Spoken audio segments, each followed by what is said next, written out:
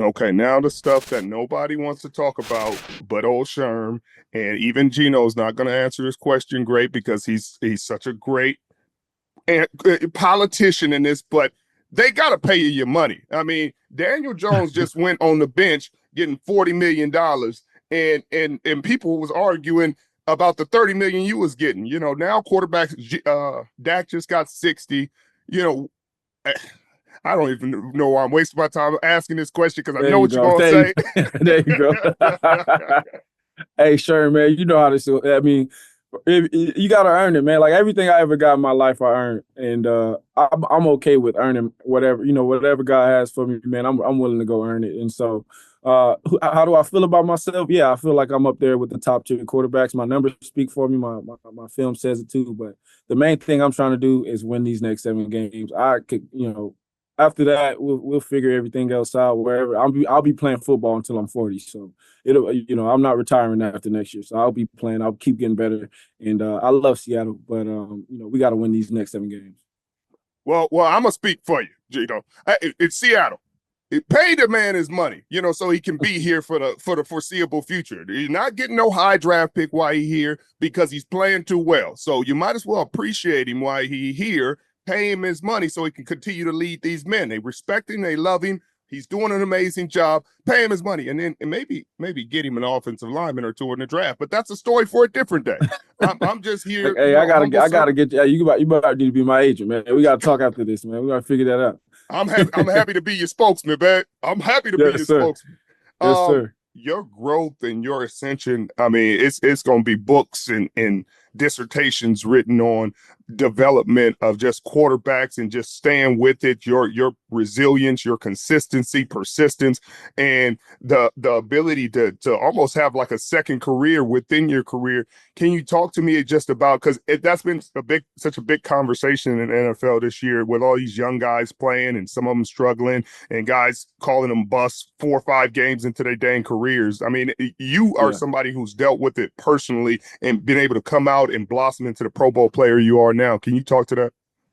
Yeah, and I did it in the biggest media market there is in New York. And a lot of times, for young guys, you get labeled, and that's the worst thing that can happen for anybody is when they put a label on you and it come with all these negative connotations. And so, what you have to do is you got to stick to your process. You got to be, really steadfast in your belief in yourself, and then obviously it takes a ton of hard work. It's not easy. This stuff takes hard work. I was just in the weight room, working on myself and getting myself prepared. And there's a process to it. Quarterbacking is more of a skill than it is a talent. A lot of guys in the league can play off talent. When you play quarterback and you play it at the highest level, you have to develop the skill. And there's a lot of nuances to that. But, it takes experience. It takes time. And you got to give these guys grace. Greg Olson, I think it was, on the broadcast, said you're one of the best arm talents and most accurate passers in the NFL. And you know what I mean? Not that his word means anything, but it just feels good to just hear somebody talk about what an immense talent you are, because everybody talks about the feel good story like you're just some feel good, nah, this ain't no like feel good. This dude is a talented human being. That's why he's in the position. That's why he broke all those records in college. So talk about how good it feels to just see your all the hard work culminate and your talent blossom and also be appreciated in Seattle.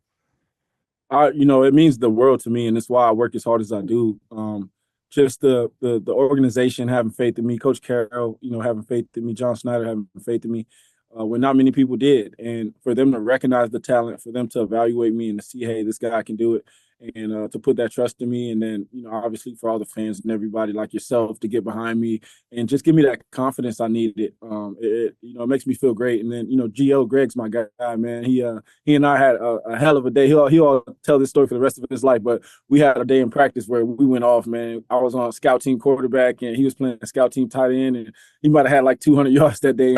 And that's why he always tells that story. And I believe in myself. I believe in my arm talent. I believe in my accuracy. I think that's showing on the tape. But most importantly, man, just the opportunity is what matters to me.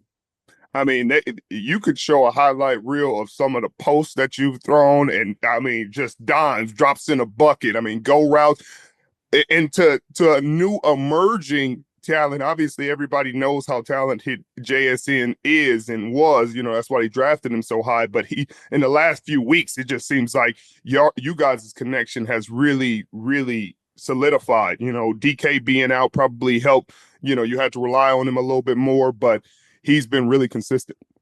Yeah, he's blossoming. He's coming into his own right now, and you know, the best thing about him is how tough he is, man. Like, to play in that slot, you know, you got to go up against linebackers, you got safeties guarding you, sometimes corners, and you got to be tough, man. You're gonna probably, you know, take a couple hits here and there, and got to keep getting up. And I think just his fight overall, just the way that he fights throughout the game, he's a smart player. He's talented, and shoot, we got so many great guys, man. Even I feel like T Lock, man, just, you know, how legendary he is. It always like just goes under the radar, but like just all the things that Lockett has done from his career here and who he is now, man, it makes Jackson's job that much easier.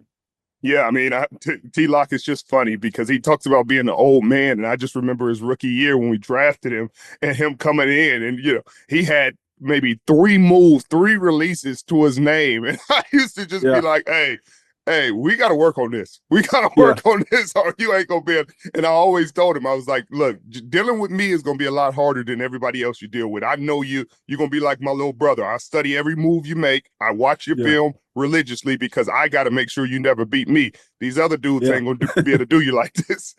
Yes, sir. And that stuff paying off. That paid off for him, man. He always speaks about you and Doug and just how y'all you know, we're big brothers to him, and you know that's why he's the guy he is, man. Great leadership. Yeah, he's an all-time great. And then DK. I mean, did you see that picture they posted on Twitter? Which one? I didn't see it. I didn't see it. I said, why is it all of you 3? I think the Seahawks might have tweeted it, and then it was like, we solemnly swear that we are up to no good, and it was Lockett, DK, and JSN. I said, y'all boys is sick, but I love it. Yeah. I love it, man. DK, man, like just coming back after the injury and then playing the way he played, man, like you could tell, man, they don't want to guard him out there, man. He's such a physical specimen, man. Guys are out there scared of him. Yeah, he's an alien. And he mean. Yeah. And he mean. Yeah, I played against him when he was a rook, and he tried to bully ball me. I said, hey, I'm a grown man now, DK now. Like, but I like the spirit. Yeah. Talk about his attitude, because I don't really like how people talk about him. You know what I mean? Because he gets frustrated and he goes on his stuff. But I think it's just like Dez used to be. You know what I mean? Some guys just care. They want to win. They want to win more than anything. He's not like, oh, I'm being selfish, give me the ball. It's like, I want to win. Yeah. And that's who he is, man. Like, he's a competitor. You got to think, man, his dad was offensive lineman. So all that stuff, that bully ball, that's in him. Like, he was bred that way. And, yeah, he wants to win so badly. He does all the little things. Like, people don't realize how hard this man works and just the hours that he puts in, and to come back from that injury, you know, in 2 weeks and to go out and play the way that he did, man, like that takes a special player and a special person. And he's a leader, you know what I'm saying, in this locker room. Like, he's always saying the right things and doing the right things. And that's why he is, in my opinion, top 5 or one of the best receivers in the game.